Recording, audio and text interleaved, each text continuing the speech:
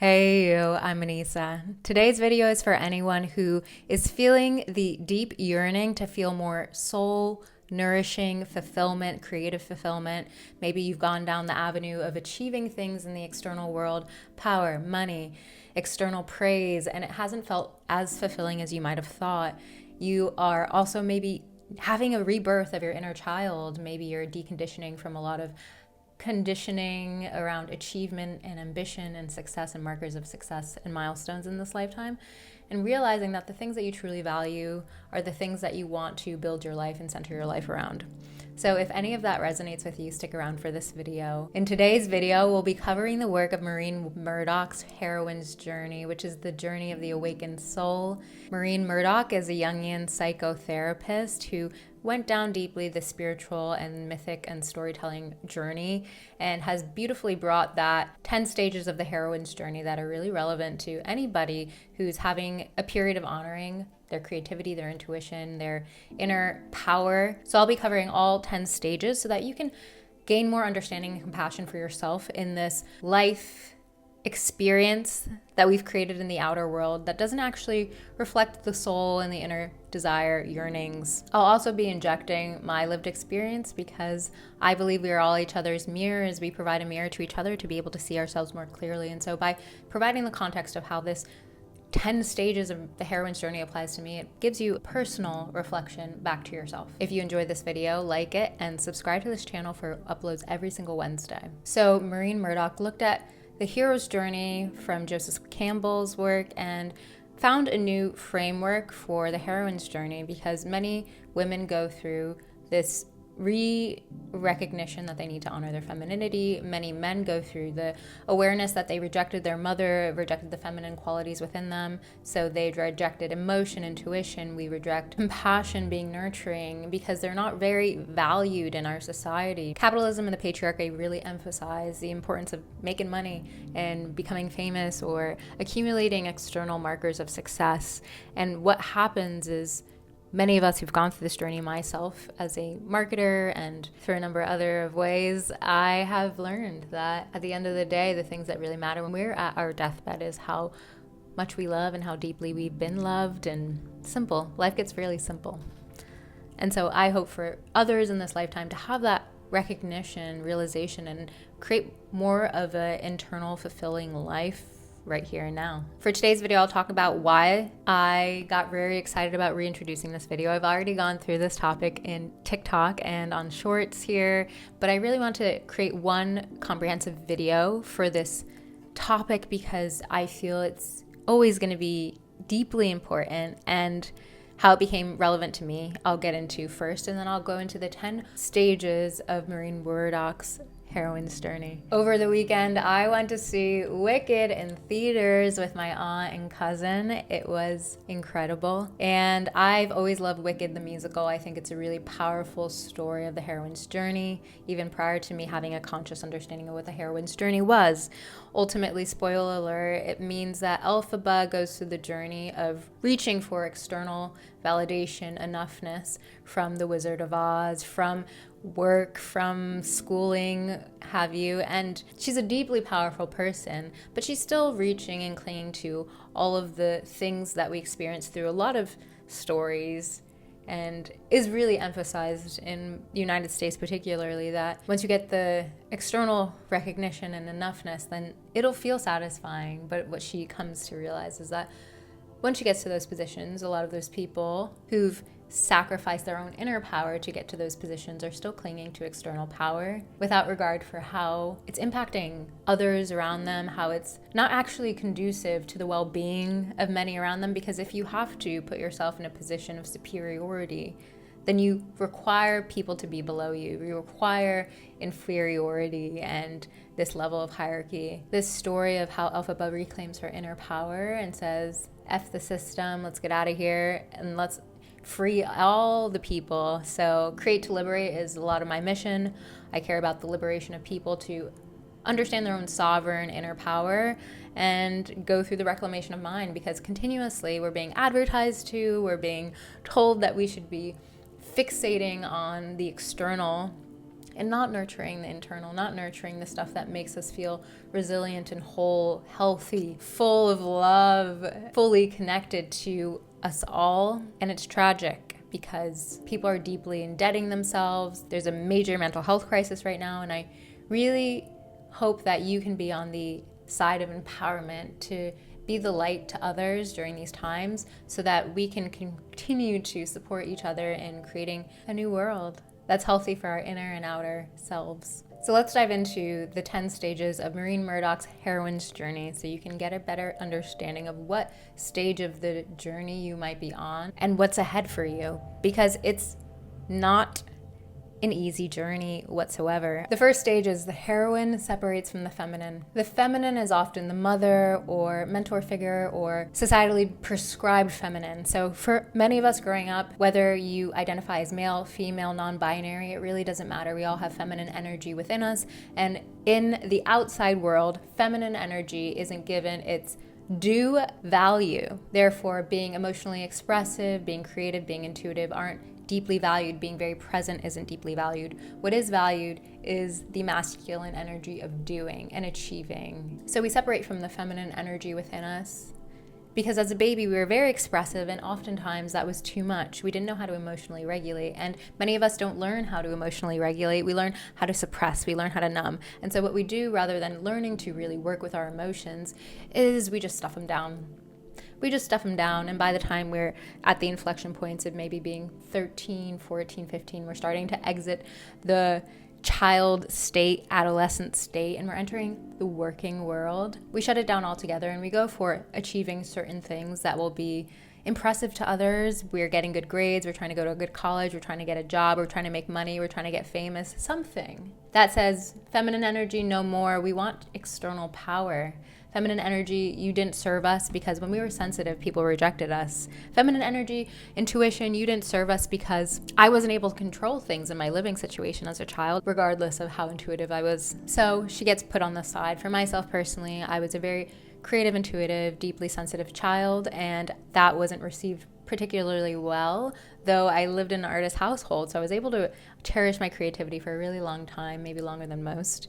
But eventually, by the time I was in my 13, 14, 15-year-old mindset, I was very much on the trajectory of how am I going to be in a position to make the most money, be the most successful in this future life of mine, and I continue to go down that avenue. Second stage, identification with the masculine and the gathering of allies. The heroine embraces a new life, gearing up to fight the organizations, roles, groups, anything that is limiting us. But we're simultaneously identifying more with our masculine energy. We're going down the route of really building allies, peer groups that are going to reinforce the person that we want to be in the world, how we want to be seen. So in the business world, we say we're like the aggregate of the 5 people that we spend the most time with. You are often influenced by your peers, but you're also choosing those people and attracting them based on your wounds. Based on the rejection of that feminine energy, you're asserting yourself in positions with people who are going to be moving in the direction that you want to be moving in. For myself, I collected a lot of friends who had career ambitions, dreams of working in the business world, bringing storytelling into the world in a more powerful way, lots of taking creativity and transmuting it into a way that would be deemed valuable by the patriarchy in the context of a big movie or a big job title, something. Stage 3, the road of trials, meeting ogres and dragons. The heroine meets people who are trying to dissuade her from really pursuing that path. They're sometimes bad teachers, bad bosses, people who are just pessimistic. How do we overcome all of those people that interfere with this beginning stage of the hero's journey? But the heroine's journey is going to extend much further.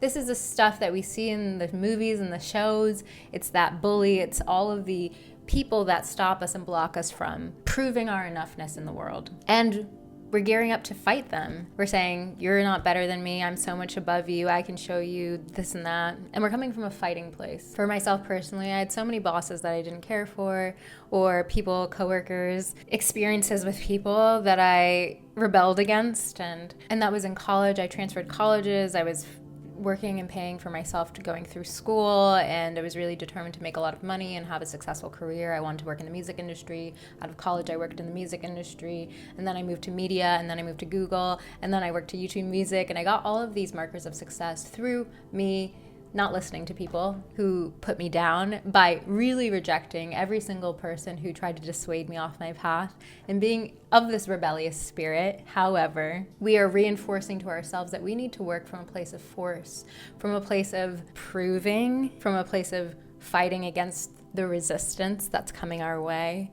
And we're not learning how to work with flow, how to work in our natural domain of talent. And that's why the heroine's journey is really powerful and interesting, because there's so much that we can achieve by being bullish, but there's so much more we can achieve by working in flow and from a state of inner and outer harmony, which leads to stage 4, experiencing a boon of success. The heroine overcomes all the obstacles that are in her way. And in all the movies, this is a success story. Oh my gosh, this guy, he made a ton of money, he's a millionaire. This woman, she's the CEO after all of the Devil Wears Prada bosses she had to deal with.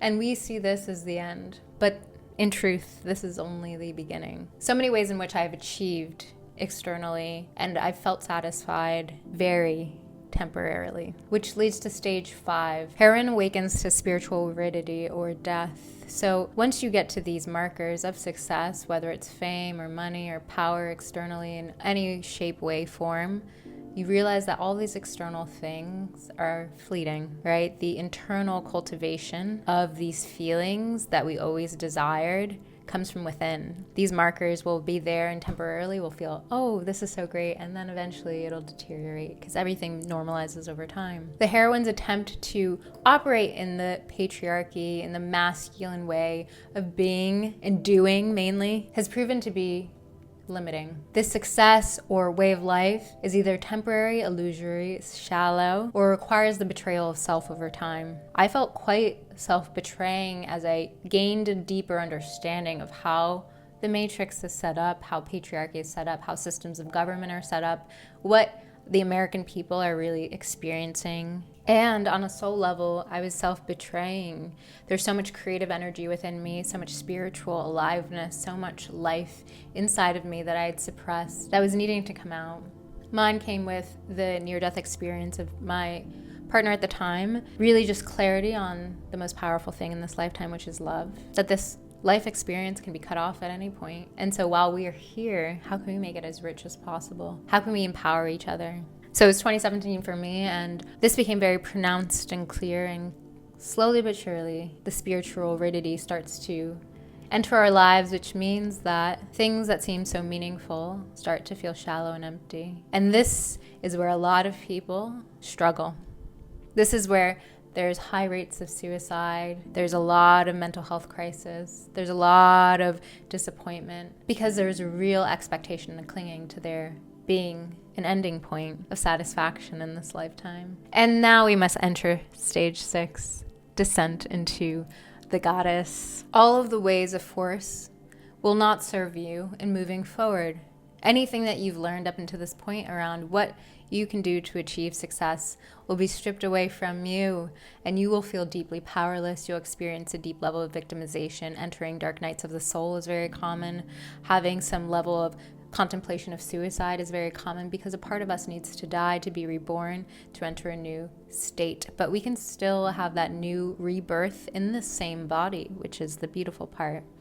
So for myself, I went through different levels of awakening in this period of time, awakening to the creative self within me and really honoring that creativity and wanting to empower others. I went through spiritual awakening as far as consciousness, honestly understanding that we are all interconnected, having clarity through my senses, intuitive waking up. If you've experienced anything like this, know that you are not alone. Know that it's beautiful opportunity for you to enter the world in a new way, in a way that's more expansive, that's more true and aligned with who you are. We enter stage 7. The heroine yearns to reconnect with the feminine. The heroine wants to return to that inner child urgently, and yearns for that, but can't. So for many of us, whether you're male, female, non-binary, there's this yearning to honor the inner child and re-explore those interests, that creativity, that emotionally expressive side of self, that intuitive self.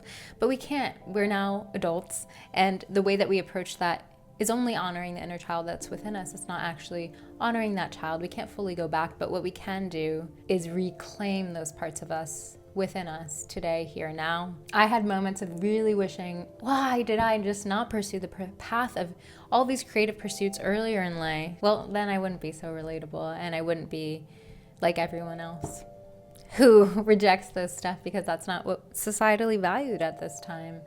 And isn't it a beautiful thing to reclaim ourselves, which leads to stage 8. Heroine heals the mother-daughter split. The heroine reclaims some of her initial values, attributes, skills. Maybe you go back in time, you revisit painting, expressing yourself, you revisit things that you used to love that lit you up, you heal your relationship with your mother, you have stronger relationships with women in your life. You recognize that this intuitive, expressed, emotionally regulated side of self is so powerful, is so deeply rich. Maybe you deepen your spiritual commitment and you find community within that. My heroine healing was deeply around Shakti energy and really aligning with feminine energy that was powerful, feminine energy that was coming from a place of deep embodiment. That wasn't about the act or performative way of like, I'm wearing makeup, therefore I'm feminine, I'm cute and demure. It's nothing about the performative aspect of femininity. It's about being intuitive, expressive, creative, really standing in your power and knowing that you're inherently worthy for being here just by being here, that you radiate light into the world, that your soul came here with a purpose. And then you enter stage 9. The heroine heals the masculine energy within. So in both healing the feminine energy and the masculine energy, you might explore modalities that really support you in doing that healing, whether it's talk therapy or meditation or yoga or somatic therapy or deeper trauma healing. There's so much excavation and emotional work that's required to do this level of healing within our energy body. So it's not about gender, it's not about feminine, masculine, it's really about these sides and polarities that exist within all of us. We have so many parts and pieces, and it's about really honoring ourselves holistically so that we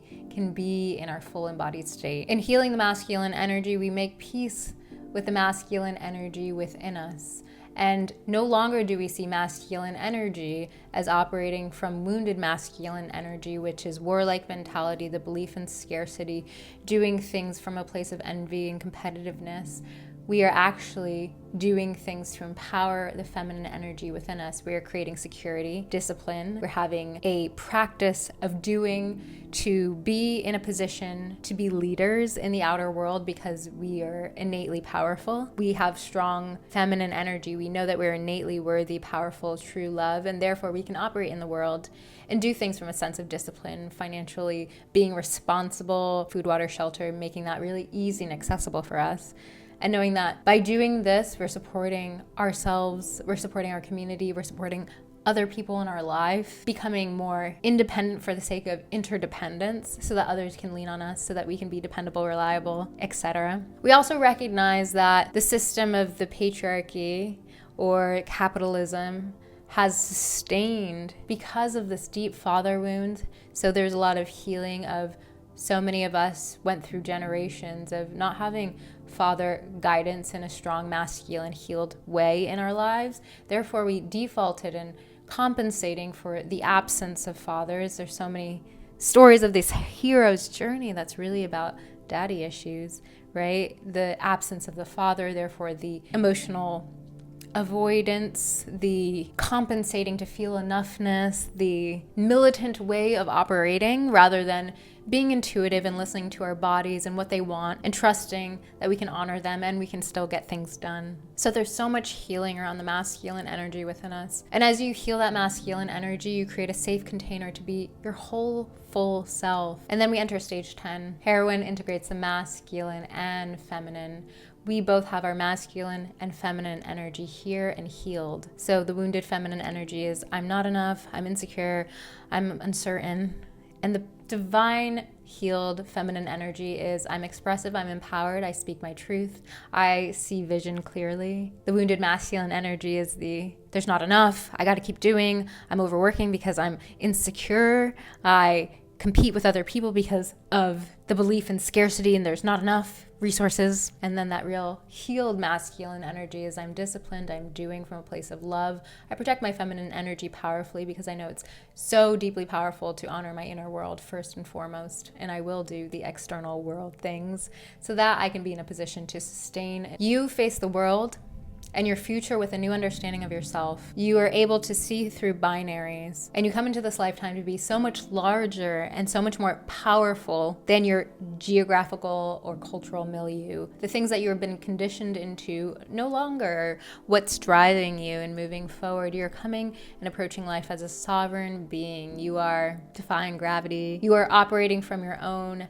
game and rule book, and you recognize the one that's established, that's in front of you, and you participate accordingly as you need to for survival reasons. But you ultimately come back to being self-honoring and not self-abandoning again. And then the cycle continues, and it's a spiral. So there is never a full completion, because there's always more healing. There's always more for us to experience, more for us to shed, more integration. That is the completion of the heroine's journey, which is a full circle and cycle that you'll continually revisit as you do more inner work and you understand your masculine, feminine energies, how they're showing up, if they're supporting you from a very healed and empowered place, or if they're coming from a wounded place, and you get better at questioning what is arising for you and why. I found this topic super important to cover because as I was watching Wicked, the movie, this is my alphabet year. I share this for you to be able to re-experience this world and shed what's not working, so that you can feel expressive and empowered, and you can have a lifetime of less suffering and more feeling of your light and divinity, so that you can share that with others,